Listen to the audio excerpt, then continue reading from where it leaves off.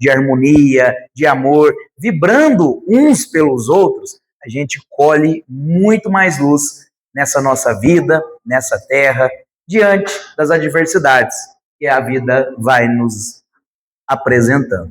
E quando eu posso estar junto com vocês, para mim é uma dádiva imensa, porque afinal, no trabalho de resgate das muitas imperfeições que ainda existem em mim, a comunicação espírita, a divulgação do Evangelho de Jesus, encontrou o caminho para mostrar que mesmo na imperfeição é possível adorar a Deus. E quando estou junto de vocês, aí que meu coração fica ainda mais feliz. Afinal, a vibração de cada um, a energia de cada um, vibrando aí no cantinho, se unindo ao coleguinha do lado e somado a todo esse ambiente, ela dispara uma luz que vai direto ao céu, encontra Deus e cai sobre nós como chuva de bênçãos. Meu nome é Jefferson, para quem não me conhece, para quem já conhece, prazer novamente, porque toda vez é como se fosse a primeira vez. Eu faço uma prece agora para começar, ou já fizeram? Ah, beleza, a gente faz uma para finalizar então, porque eu vi que o colega anterior fez uma prece também, e com essa harmonização, que na verdade essas músicas são preces em forma de canções com melodia, que nem precisava, né, ter outra prece. Queria falar hoje de um tema bem interessante, e que o colega anterior, né, o irmão que aqui esteve, a gente não combinou, ele já começou o processo dessa palestra, então vai ser como se fosse uma continuação, porque eu peguei o finalzinho e vi que ele estava falando de fé. Todo mundo aqui tem fé, gente? Sim ou não? Sim. Eu queria fazer um teste de fé com todo mundo aqui. Eu queria que a gente pudesse, nesse momento, fechar os olhos. Todo mundo. Eu vou esperar todo mundo fechar o olho para depois eu fechar o meu. Todo mundo de olhos fechados. Agora eu vou fechar o meu também, porque essa pergunta vai ser individual. Eu gostaria que, quando eu fizer a pergunta, aquele que responder sim, em vez de falar sim, ele batesse uma palma, que aí eu não tenho como saber quem respondeu. Então agora eu vou fechar meus olhos e queria perguntar: quem aqui queria ou quer que um milagre aconteça em sua vida hoje? Bate uma palma. Agora pode abrir os olhos de novo. Eu pedi só uma palma, senão a gente ia ficar aplaudindo o resto da vida, né? Porque a gente quer muitos milagres. E eu queria falar um pouco hoje de milagres. Por isso que o colega que antes, né, o irmão que antes apresentou falando da fé, foi tão importante para começar essa palestra de hoje, porque afinal o milagre depende da fé. Todos nós queremos um milagre na nossa vida. Perceba que a pergunta que eu fiz foi: quem quer um milagre? Eu não perguntei qual o tipo de milagre. Eu não perguntei o que cada um espera. Eu não questionei a natureza desse milagre. Eu não questionei o merecimento desse milagre. Eu não questionei o tamanho que ele seria, a dificuldade que seria alcançá-lo. Eu não mencionei o merecimento. O que de fato são milagres? Será que os milagres que nós esperamos que aconteça conosco, de fato, deveriam ser milagres? Será que os milagres, eles acontecem da forma que a gente espera? Será que nós percebemos quando os milagres acontecem em nossa vida? Será quanto tempo esperamos que um milagre aconteça sem perceber tantos outros que acontecem em nossas vidas todos os dias? Esse tema, eu acho ele bem interessante. Eu até rascunhei hoje de manhã um pedaço bom aqui, para se eu esquecer de alguma coisa, porque eu comecei a pensar nessa palestra um dia que eu acordei bem de manhãzinha, fui ao Parque do Sabiá, porque eu gosto de dar uma corridinha, não parece, mas eu gosto, né? Porque o tanto que eu gosto de comer é maior do que eu gosto de correr. Mas eu fui lá no Parque do Sabiá e era escuro ainda, era em torno de 5h15 da manhã, mas eu já admirava a beleza daquele dia, porque era um dia calmo, tranquilo, não estava frio, que nem está agora, estava um dia ameno, estava começando a esfriar, assim que a gente fala, né? Começando a esfriar. É aquele dia que não está nem quente nem frio, está gostoso. E aí eu estava fazendo meu exercício, cansado, querendo desistir, sabe? Quando a gente começa, que é o começo, quem aí pratica exercício, sabe que o começo do exercício é a parte mais difícil. É a parte que o nosso cérebro começa a lembrar que a gente tem livre-arbítrio, né? Você está fazendo o quê aqui? Se você quisesse parar agora, você podia. Ninguém está te forçando a continuar correndo. Ninguém está te forçando a continuar insistindo. Aí e o cérebro começa a falar isso, né? Você tem livre-arbítrio. Aí eu olho para baixo, vejo a barriguinha e falo, não, eu preciso continuar. E aí naquele dia, quando eu terminei o exercício, ainda estava escuro, mas no momento ali de fazer o alongamento para ir embora, o sol começou a aparecer. E aí aquele dia eu pensei, o sol é um milagre? Por que será que os astros, o sol, que a lua, que a temperatura, que o nosso planeta, ele segue um ciclo há milênios, bilhões de anos, sem nunca atrasar, sem nunca ser interrompido, sem nunca deixar de acontecer? Que força é essa que administra a natureza, que administra o universo e permite que esse universo aconteça independente da minha vontade? Porque naquele dia o sol nasceu e eu olhei e falei, nossa, que legal, o sol está nascendo, olha que bonito. Mas provavelmente alguém estava em casa reclamando que o sol estava nascendo, porque mais um dia eu precisava levantar para trabalhar. Alguém estava em casa reclamando que o sol está nascendo, batendo na sua janela, esquentando o seu quarto e já não mais tem condição de dormir, porque não tem um ventilador ou um ar-condicionado. Alguém poderia estar olhando aquele sol batendo na fresta da sua janela, num raio de facho ali no seu olho, e falando assim, mas hoje eu estava de folga, eu trabalho 6x1, é o único dia que eu tenho de folga, eu queria dormir até meio-dia para descansar, porque amanhã eu tenho que agarrar de novo, mas o sol veio aqui e me bateu nos meus olhos e me acordou. Outra pessoa pode estar reclamando que o sol está batendo nela diretamente porque ela já está acordada, já está trabalhando, já está sofrendo nessa nossa vida, que não é uma delícia. Mas eu também pensei que naquele momento alguém poderia estar agradecendo que o sol apareceu porque a noite foi fria no relento onde ele dormia e agora ele teria um pouquinho de aquecimento. Ao mesmo tempo, eu pensei também que alguém poderia estar agradecendo aquele facho de luz que entra discretamente pela janela, fazendo só um filete na parede, para ele poder entender que encarcerado mais um dia se passou. Alguém poderia estar agradecendo o sol que passa pela janela, porque mais um dia passou no leito de hospital onde ela está, e ela sabe que é um novo dia, e que talvez aquele dia possa ser o último naquele lugar. O dia nasce para todos nós. Independente se a gente queira ou não queira. Independente da minha vontade, que eu queira que ele seja um dia bonito, um dia de nuvens, né? Um dia nublado, um dia frio, um dia quente. Independente do que eu queira, o sol nasce e a temperatura segue uma lei natural de clima que eu não controlo. Jefferson, errado. Eu controlo sim, olha, a casa tem dois ares ali, dois climatizadores. Quando está muito quente, a gente liga eles e eles esfriam. Quando está faltando vento, a gente liga e eles ventam. Quando está com pouca umidade, a gente joga água no povo aqui. A gente controla, justamente. Nós, seres humanos, criados por Deus, somos co-criadores da existência, porque somos filhos da energia, do princípio criativo de todo o universo.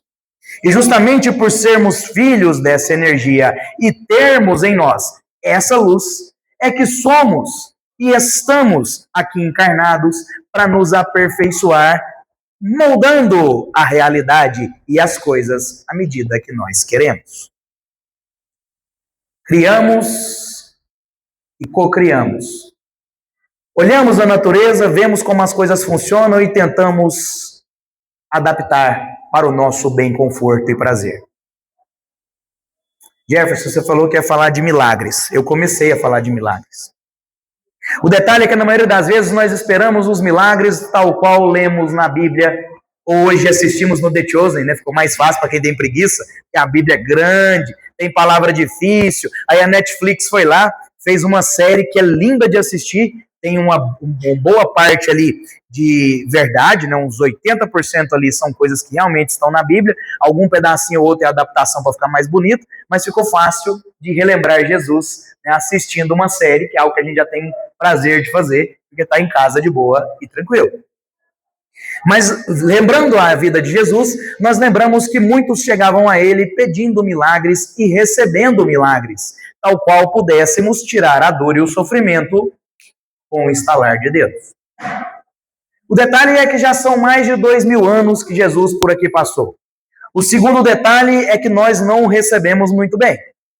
Jesus aqui esteve, nós provavelmente, porque somos seres reencarnantes, o recebemos de braços abertos, né? Se fosse, a gente não estava aqui mais. Provavelmente nós fomos um dos chicoteadores, uns dos que gritaram pelo seu aprisionamento, uns dos que o crucificaram. Mas mesmo assim continuamos desejando os milagres instantâneos. Eu que não enxergo, quero ver. Eu que não ando, quero andar. Eu que não falo, queria falar. Quando nós aqui fomos encarnar, é aí que a doutrina espírita começa a nos mostrar talvez um dos maiores milagres que a gente não percebe, chamado dor. A dor é um milagre, um recurso terapêutico de cura. Quando a criancinha, o pai leva ela na farmácia para tomar vacina ou no postinho de saúde, o que a criancinha faz, gente? O que faz? Chora. Abre um berreiro, como diria minha avó. Será que é porque a vacina é uma delicinha de tomar? Será que é porque quando a agulha fura o braço não dói? É porque dói. Mas como que você me explica que uma criança que nunca tomou uma injeção na vida chega no postinho e começa a chorar? Por que será?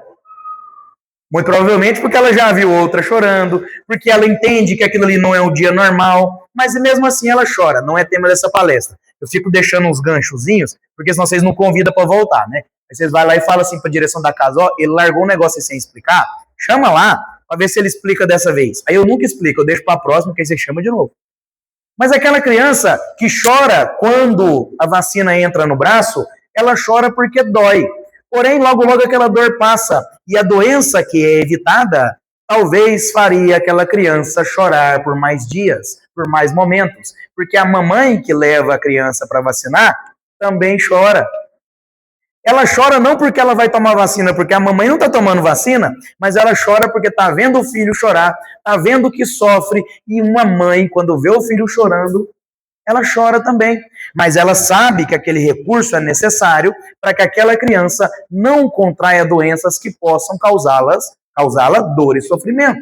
E por isso que ela permite que aquela enfermeira, aquele médico, aquele farmacêutico, infrinja dor ao seu filho.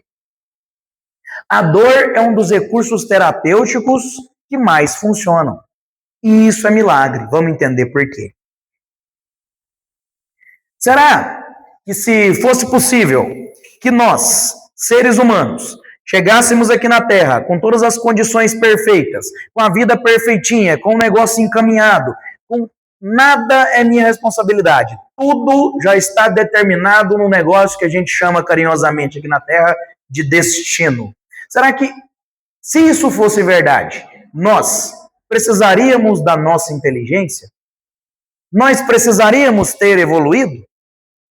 Porque, se eu falar um detalhe aqui, por exemplo, o que faz o homem ser inteligente? O que define a diferença do homem para o macaco, para o cachorrinho, para o gatinho? Qual que é a diferença? Alguns, se eu fosse perguntar, falaria assim, não, é porque eu estou em cima dos meus dois pés, porque eu sei matemática, porque eu sei geometria, eu sei astronomia. A única diferença que vai definir de fato o ser inteligente e racional do não racional é a consciência de si. É assim que a ciência define o ser racional. Nós somos inteligentes porque nós sabemos quem somos, nós sabemos que existimos, nós sabemos que nascemos e nós sabemos que um dia vamos morrer. E muito provavelmente, agora, tem muita gente pensando que um dia eu vou morrer. E se tivesse um cachorrinho aqui dentro, ele ia continuar dormindo, porque ele não estaria nem aí para isso, porque é isso que faz ele ser irracional. E o detalhe da nossa vida ser finita faz com que a dor seja recurso terapêutico? Não. Ela transforma a dor num recurso de castigo. Talvez aí é o maior trunfo da religião, o maior benefício da religião, seja ela qual for. mostrar a resignação pela dor. E talvez aí também seja o maior problema do materialismo, porque ele nos torna imediatistas, ele nos torna imediato. E acreditar que essa vida é a única, que essa vida somente existe ao acaso, e que depois que eu fechar meus olhos, tudo acabou, qual o sentido e a esperança de continuar vivendo? Por que uns sofrem mais que os outros? Por que uma criança que nunca fez nada para ninguém nasce com a condição diferente da minha? Essas perguntas materialistas podem nos levar ao desespero. E aí vem a religião, que faz o religar com Deus, nos mostrar que é possível entender tudo. Errado, Jefferson. Não é possível entender tudo, porque talvez em algum lugar que eu fui estudar na minha vida, foi me mostrado que tem coisas que só Deus sabe e que não cabe a mim discutir. Verdade. Porque nessa condição de humano, nós somos ainda tão pequenos, mas tão pequenos, tal qual uma criancinha, que anda de um lado para o outro, faz uma peraltice, faz alguma coisa sem saber o que está acontecendo. Somos nós na escala de evolução. A doutrina espírita é consoladora porque, inicialmente, ela nos prega que existe vida depois da vida. E se existe vida depois daqui, quer dizer que aqui não é o fim, que é um caminho, que após eu fechar meus olhos, daqui sai-se um espírito radiante de luz para iluminar muitos lugares. Mas Jefferson, meu espírito não anda sendo de luz, não. É porque nós, através de outra lei universal chamada livre-arbítrio, vamos colocando casquinhas sobre a nossa luz. E o que são essas casquinhas? O ódio, o egoísmo, a vingança, a vaidade, a inveja. A gente vai colocando casquinhas, ofuscando a luz divina, que é o nosso espírito. Jefferson, até agora, eu não consegui encaixar isso aí nos milagres. Talvez é porque a gente ainda não percebeu que acordar hoje de manhã foi um milagre. E hoje de manhã, quando eu acordei, pensei, hoje tem palestra, né? A doutora André já tinha me cutucado na, acho que quarta ou quinta. Você lembra que tem palestra? Eu lembro que o calendário, né, me lembrou, porque meu celular apita, porque senão a gente não sabe onde que vai. Mas hoje de manhã, quando eu acordei, por volta de 5 e pouco, eu pensei assim, tem que fazer a palestra lá para o centro. E aí, mais uma vez, quando eu abri a janela, o sol estava nascendo, eu lembrei dessa palestra, lembrei desse tema que eu estava pensando, comecei a rascunhar algumas coisas, comecei a lembrar, comecei a pesquisar, e aí nisso hoje a internet ajuda muito, porque quando a gente lembra de uma passagem da Bíblia, você não precisa mais ir procurar na Bíblia, porque eu não sei os versículos de cor, mas você vai lá no Google e coloca essa passagem, o que significa, e comecei a pensar, eu acordei hoje, e isso é um milagre. Por que acordar hoje é um milagre, mesmo que a dor e o sofrimento venham infringir o meu corpo? Mesmo que as condições que eu tanto reclamo continuam existindo no meu corpo? Porque a doutrina espírita nos explica que a reencarnação é um milagre, porque Deus é misericordioso conosco. Porque mesmo que a gente insista no ódio, na inveja, na vingança, nas casquinhas que nós vamos colocando sobre o nosso espírito, Deus ainda nos perdoa e permite que a gente tenha novas condições de alcançar a luz. Novas condições de resgatar o nosso ser, para não mais se perder as tentações que tanto nos aprisionam nas dores.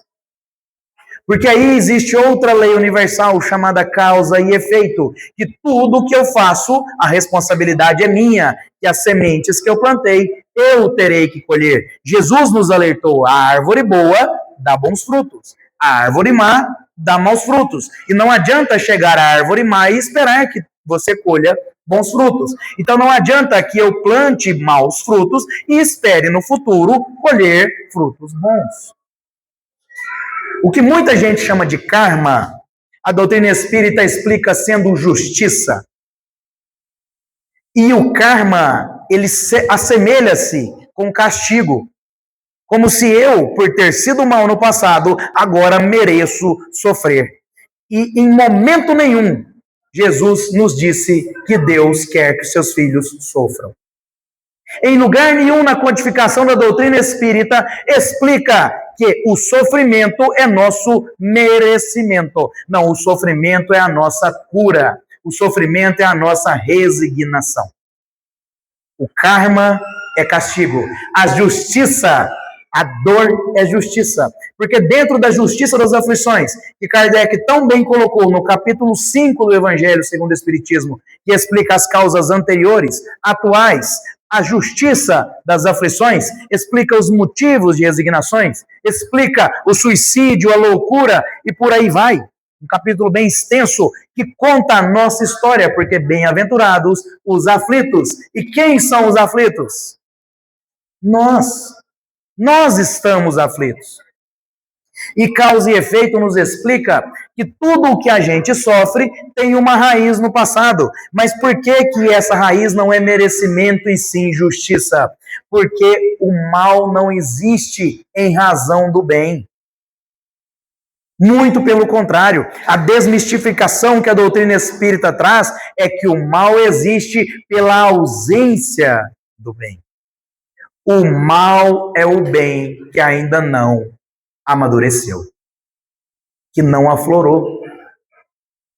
Se a gente fosse de fato sofrer tudo o que fizemos sofrer no passado, a nossa condição, infelizmente, seria muito precária.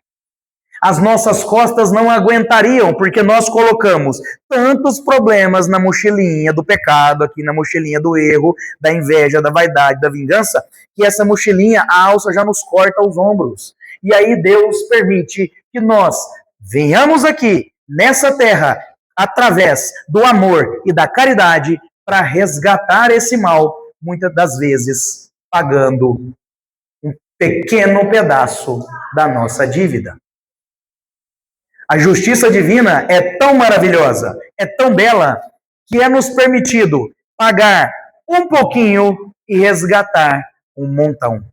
É por isso que o mal, a dor não é merecimento, ela é justiça. Jefferson do céu, vamos chegar nos milagres, eu estou precisando do milagre. O milagre acontece todos os dias, a gente só não percebe a todo momento o ar que respiramos, que possamos aqui, ó, dar aquela puxada profunda, encher os pulmões, isso é um milagre. Tem gente que não consegue. E eu só percebo o milagre que é respirar.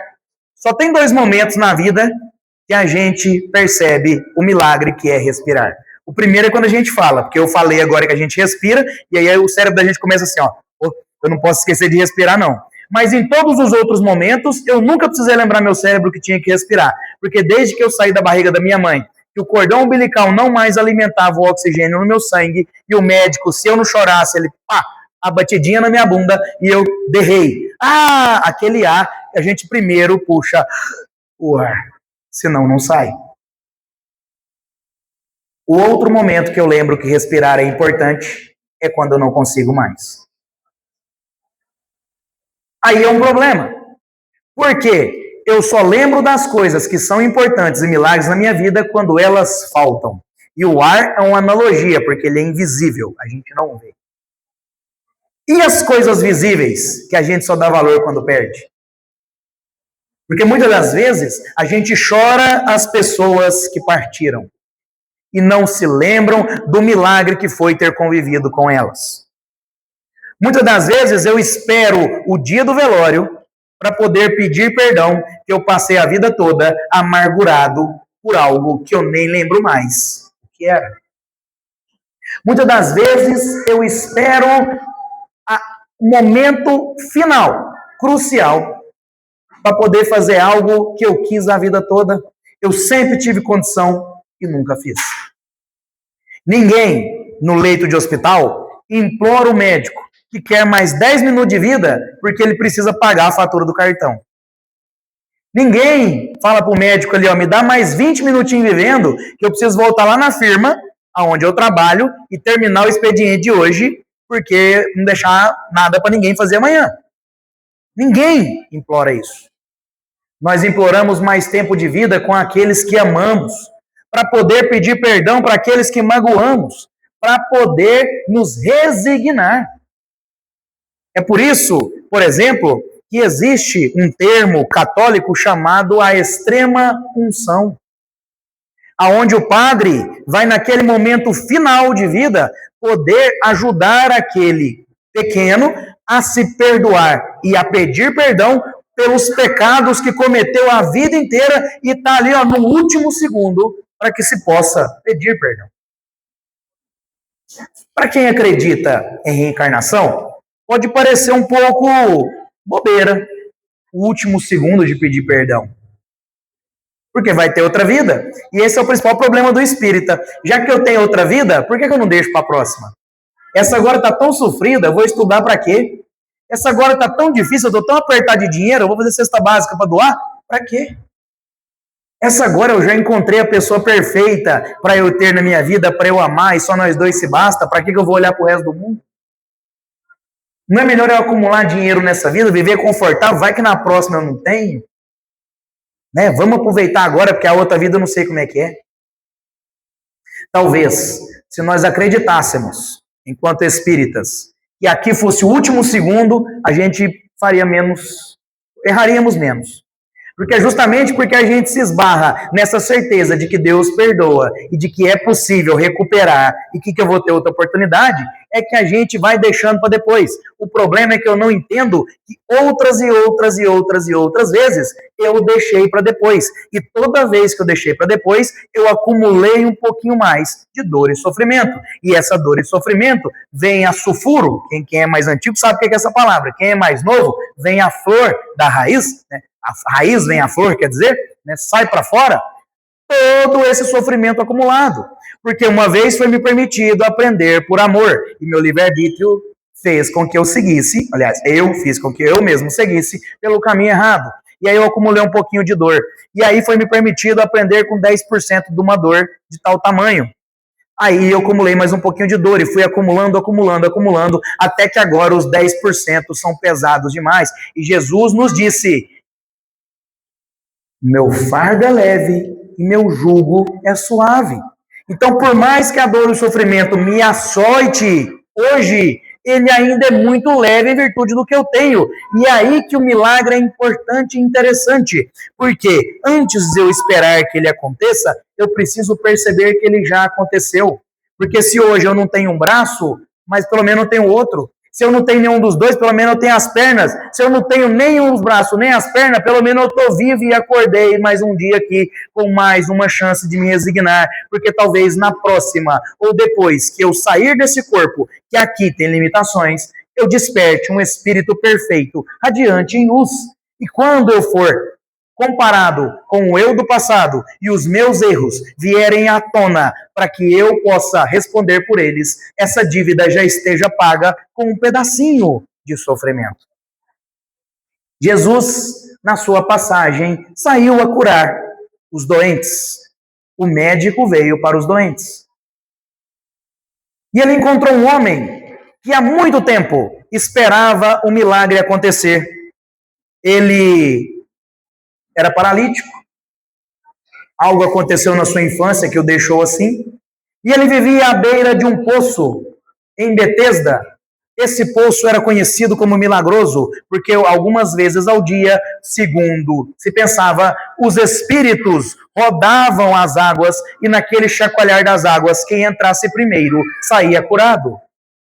A fé mostrando que mesmo as coisas físicas podem curar. E essa fé que o povo tinha fazia com que as pessoas saíssem dali curados. Mas esse homem, por ser aleijado, ele não conseguia, estou falando assim porque na Bíblia está escrito assim, que hoje a gente fala pessoa com deficiência, mas na Bíblia fala que o homem aleijado, ele tentava chegar até as águas e não conseguia. Sempre que as águas se mexiam, ele tentava se arrastando, os outros o pisoteavam, passavam por cima dele, mas ele nunca desistiu de tentar.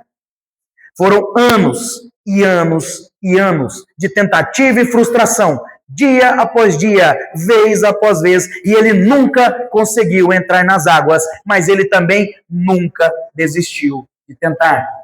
Até que um dia a água viva foi até ele, porque Jesus o encontrou. E a primeira coisa que Jesus perguntou para ele, sabe qual foi? Alguém sabe? Qual foi a primeira coisa que Jesus perguntou para aquele homem? Jesus perguntou assim, ó: meu filho, queres ser curado? Pense que o homem está naquele poço ali há anos e anos. Envelheceu naquele lugar, tentando todos os momentos entrar na água sendo o primeiro para ser curado. Jesus chega para ele e pergunta: queres ser curado? Se fosse nós hoje, o que a gente responderia? Mas só se você for burro para não ver. Não é assim que a gente age com as pessoas que chegam até nós? Imagina se fosse Jesus, porque aquele homem não conhecia Jesus, não sabia que Jesus era o ser crístico que administra essa nossa terra. E mesmo assim, na humildade, ele responde: quero.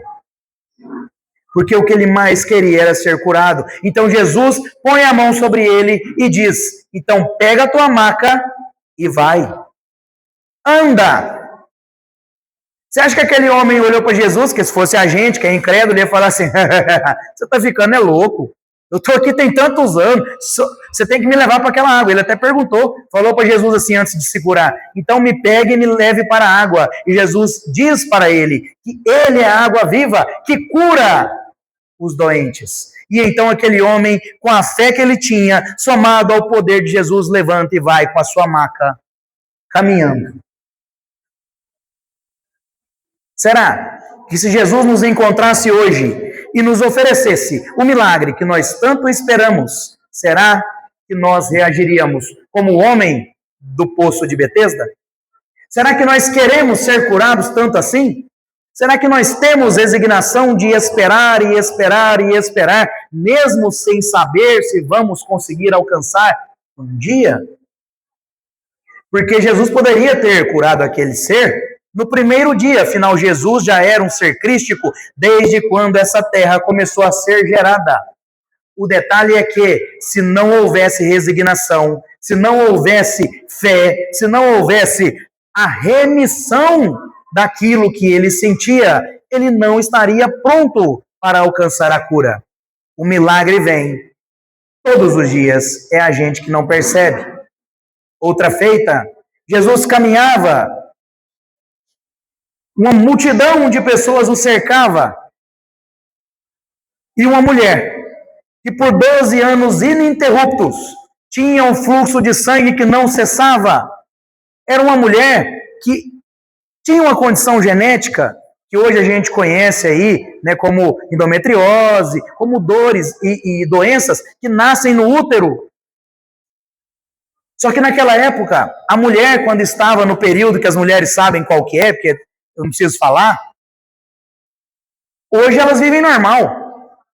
Normal não, Jefferson, pelo amor de Deus, dói tanto. Eu sei, gente, eu quero dizer que vocês não deixam de sair de casa por isso. Naquela época, a mulher tinha que ficar fechada em casa, porque ela não podia ter contato com os homens. Porque se os homens a tocassem, eles seriam impuros, teriam que se purificar nas águas, depois ir ao templo para poder pedir perdão a Deus, porque tocaram numa impureza. E essa mulher deixou de viver por causa disso? Não, ela continuou sobrevivendo, mesmo que a aflição, a dor e a vergonha, porque muito maior que a dor daquela mulher era a vergonha que ela sentia de estar vivendo. E ela não deixou de viver, até que um dia ela descobriu que Jesus passava pela sua cidade. Naquela época não tinha WhatsApp, não tinha Facebook, Instagram para anunciar as coisas. Ela descobriu de algum jeito, porque provavelmente os espíritos que são bondosos a encaminharam no pensamento, ou alguém para contar a ela, que passava por aquela região, o Messias. E então ela vai até ele, julgando que ele a curaria. Porém, a multidão é gigante e ela não pode alcançar a Jesus, ela tentando não esbarrar em ninguém, porque qualquer um que nela esbarrasse estaria impuro. E então, com muito custo, ela consegue, se desviando de todo mundo, encostar às bordas da veste de Jesus. E naquele momento, Jesus para. Todo mundo em silêncio, ele diz: quem me tocou? Os apóstolos ficam incrédulos, mas Senhor, todo mundo te tocou, nós estamos cercados por uma multidão ansiosa pelo teu contato. Ele: não, alguém me tocou. Quem me tocou? Imagina aquela mulher, que não podia tocar em um homem, acabou de tocar no Messias. Ela então se encolhe com medo. Ele fala: quem me tocou? Ela então: Senhor, me desculpa, fui eu que te toquei, mas não foi a intenção de te tornar impuro. Ele: não, porque quem me tocou, de mim saiu virtude. E naquele mesmo momento ela conta: Senhor, eu tinha um fluxo de sangue por 12 anos seguidos e estou curada. Essa mulher, que naquele momento recebeu a sua cura, ela vai até Jesus e diz: obrigado por me curar. Ele: não, a sua fé é que te curou. Senhor, o que quereis que eu faça? Esperando que aquele ser poderia pedir a ela dinheiro, poderia pedir a ela que o seguisse, poderia pedir a ela que fizesse outras coisas, que trabalhasse para ele. Não. Ele só pede a ela que não cometa pecados, pede a ela que siga a sua vida feliz e que seja, de fato, feliz. Jesus não nos pede grandes coisas. Chico Xavier nos disse: ele não pede que nós escalemos o Everest. Ele nos pede apenas que nós nos amemos uns aos outros. Isso é um milagre. Amar o outro é um milagre. Porque quando eu calo a minha dor para poder acudir à dor do outro, de certa forma eu saio mais curado do que quem eu atendi. Porque Jesus vem ao meu encontro para me curar. E a minha fé, se ela for verdadeira, se for como o irmão da primeira palestra, que disse que é importante lembrar que a fé transporta montanhas, ela pode sim transportar o meu problema para longe de mim. O que de fato é que eu entenda o milagre que eu quero, o milagre que eu espero e o milagre que eu mereço. Porque talvez eu quero demais, talvez eu espero demais, mas não mereço nem um pouquinho. Porque simplesmente ter fé, acreditar que vir ao centro toda vez, escutar palestra, receber tratamento, receber o passe, tomar água fluida e ir embora para casa e não seguir os preceitos de Jesus, estarei salvo. Eu, infelizmente, tenho uma notícia muito ruim para dar. Ninguém vai ser salvo por tempo de casa. Nós vamos ser salvos por tempo de causa. Por quanto nós estamos doando amor ao nosso irmão, seja ele quem for, seja meu esposo, minha esposa, meu filho, minha mãe, minha avó, meu amigo, vizinho, meu inimigo. Eu vou ser salvo pelo amor que eu dou ao outro. E não é o amor de, eu te amo. Não, é o amor incondicional, que independente do que você acredite, do que você faça, do que você seja, eu sou o seu irmão, e por ser seu irmão, eu rogo a Deus que te abençoe. Aqui eu não estou sendo demagogo, nós vivemos num país perigoso, vivemos numa sociedade perigosa. Eu não vou pegar a pessoa lá que matou a minha família toda e vou chamar ela para jantar hoje à noite lá em casa para poder fazer de novo. Não é isso. Amar o meu inimigo é simplesmente perdoar, ao passo de que tudo que ele me fez não mais importa. Que as atitudes dele são responsabilidades dele, que as sementes que ele plantou, ele vai colher, mas eu não mais preciso carregar isso comigo, porque eu sei que eu estou resignado, porque a dor que eu senti agora é a cura do mal que eu já fiz. Que a dor que eu sofro agora é o alento e a resignação para que no futuro, seja aqui ou depois daqui, eu volte a ter a luz que este espírito tinha quando ele foi criado. E para quando nós nos encontrarmos milhões e milhões de encarnações no futuro, possamos nós todos relembrar deste mesmo dia, do dia em que nós decidíamos agradecer até mesmo pelas coisas ruins que nos aconteciam, pois passamos a entender que um milagre acontece na nossa vida a todo momento. Para ir finalizando, eu volto a pensar naquele mesmo pensamento do início da palestra, do início da construção desse tema. E se o sol não tivesse nascido para mim hoje? E se hoje eu não pudesse mais ver o sol que nasceu? Talvez ainda está um pouco abstrato. E se hoje eu não visse o sol se pôr? São 10h21. Falta 1h30 para o horário do almoço tradicional, né? Aliás, 2h30, né? Geralmente a gente almoça por volta de meio-dia. Hoje, na hora do almoço, é dia de domingo. O que é o comum da gente fazer domingo? Almoçar em família. É o comum. Ah, mas eu não faço. Beleza, mas o mais comum é isso. E você vai encontrar com a sua família. O que é o problema quando a família encontra? Falta sair tiro. Por quê? Porque nós somos seres diferentes. Nós fomos criados iguais em energia, mas cada um com uma individualidade. E hoje nós vamos encontrar nossa família. E se fosse a última vez? Não a última vez para sempre, mas a última vez em um bom tempo. Porque os laços da carne, eles se desfazem, mas os laços do espírito continuam existindo. Então, quem partir vai ou rezar por nós do lado de lá, ou nós vamos rezar por eles e vice-versa. E um dia a gente se reencontra. E o reencontrar é um milagre. A certeza que eu vou reencontrar é um milagre imenso que me faz ter esperança no futuro. Mas se eu fosse partir hoje, antes do pôr do sol, será que eu estou preparado? Será que o legado que eu vou deixar é um legado bonito para quem está sobrando? Será que as memórias que vão ter de mim são memórias boas?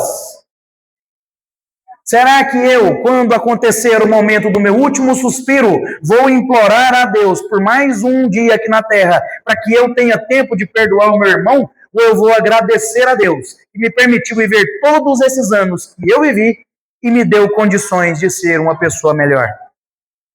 Ninguém vai partir da Terra perfeito. Ninguém vai embora daqui com todas as dívidas quitadas, porque é impossível. É impossível. Todos nós que estamos aqui viemos à Terra para provar ou expiar. Expiar os erros que cometemos no passado, provar a nossa condição de merecimento de um lugar melhor. Mas ainda estamos em evolução. Mas se estamos em evolução, tal qual um aluno que está na escola e por decisão de não estudar, repetiu de ano, e agora vê os seus amiguinhos indo embora, e os mais novos vão chegando e ele vai sendo mais velho, mas ainda assim é permitido que ele estude, passe na prova e progrida.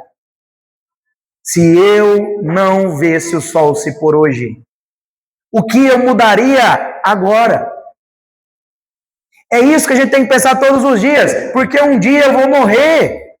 E o detalhe pior, um dia eu vou acertar.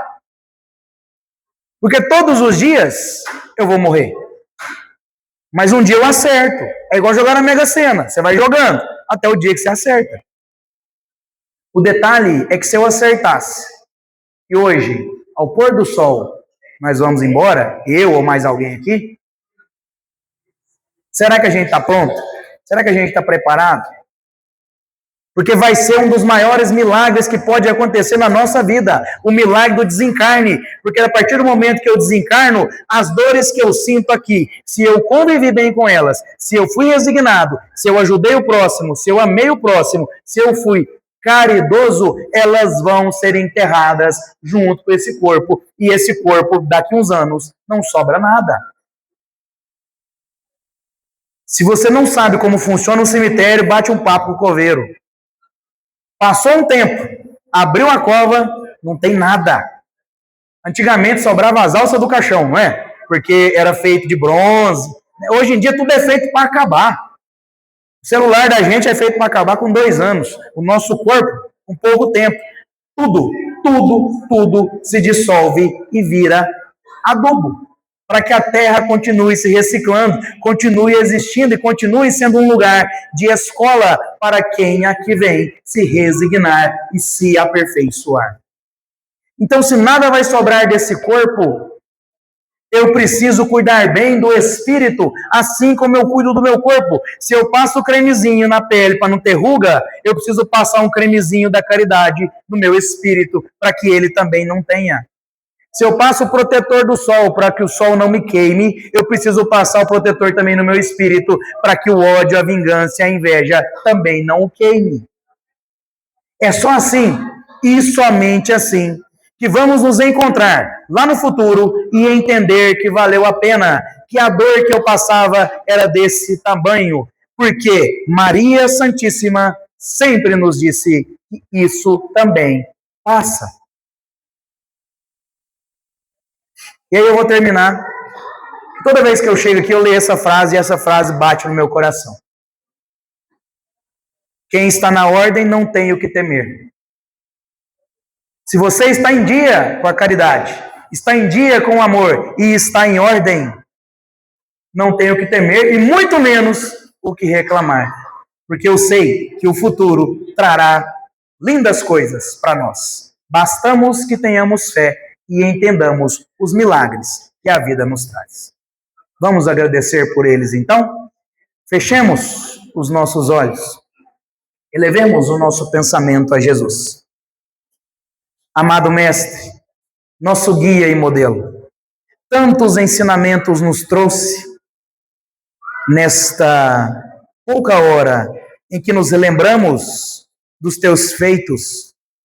Queremos aqui agradecer pela dádiva de estarmos aqui, de acordarmos mais um dia, de estarmos vivos mais um dia nesta terra, com a possibilidade de sermos melhores do que ontem, com a possibilidade de lapidar o nosso coração, transformando ele polido num diamante raro que vai ser elevado a teus braços, quando partirmos, com a certeza de que saímos desta terra muito melhores do que quando aqui fomos depositados. Gratidão por todos os ensinamentos, gratidão por essa energia, que essa energia possa durar conosco toda semana, mas que ela possa ser revivida todas as vezes que elevarmos o pensamento a Ti em prece, para Te agradecer e também para Te pedir. Agradecer pelas dádivas e as bênçãos, agradecer pelos obstáculos que a vida impõe, que sabemos que são necessários para o nosso aprimoramento moral. Pedir que tenhamos força para bem enfrentar esses obstáculos, para viver bem a vida, permitir que tenhamos olhos para enxergar todas as oportunidades que a caridade aporta nos bater. Pedir que nos abençoe hoje e sempre, a nós e a todos que amamos, a nós e a todos que a essa terra estão ligados, encarnados ou desencarnados, dando forças aos que trilham os caminhos e a jornada do bem, dando alento aos que sofrem e choram, dando forças para que possamos estar em paz. Que assim seja.